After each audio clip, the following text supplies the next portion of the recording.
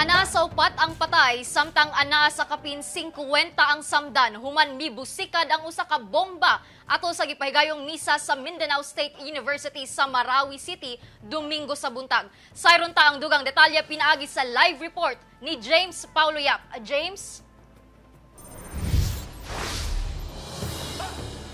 Yes, Krisa, pasado alas 7 sa buntag, adlong Domingo, nabulabog sa kusog nga pagbusikad ang usa ka misa nga gipahigayon sulod mismo sa Dimaporo Gymnasium sa Mindanao State University compound sa Marawi City.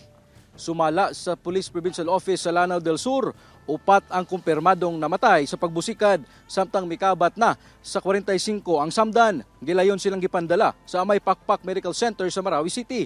Padayon pang investigasyon sa Marawi City Police aron masuta kung kinsa ang responsable sa pagpabusikad. Samtang gimugna na sa Lanao del Sur Police Provincial Office ang usa ka Special Investigation Task Group aron nga mututok sa kaso. Nanawagan karon ang PNP og kooperasyon sa posible nga nakakita sa mga suspect ug makig-alayon sa ilang buhatan. Yung forensic group po ay ito pong improvised explosive device po ay either 60 or 80 mm po dahil dun sa impact ng pagsabog po.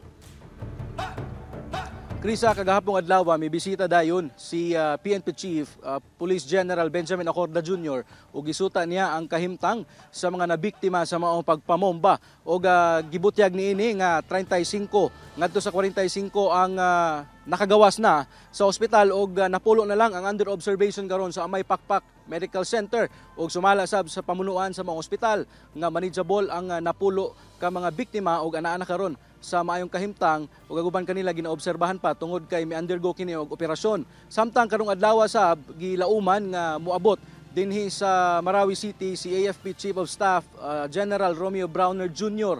aron sab nga maghatag og security briefing sa kasundaluhan dinhi sa lugar og mihangyo si Lanao del Sur Governor Mamintal Adyong nga likayan una ang mga espekulasyon o ang pagkomento sa social media may kalabutan sa mga nag-circulate nga picture sa giingon kuno nga mga sospetsado sa maong pagpamomba tungod wala pa kini kumpirmasyon gikan sa mga otoridad. Balikan ninyo, Krisa.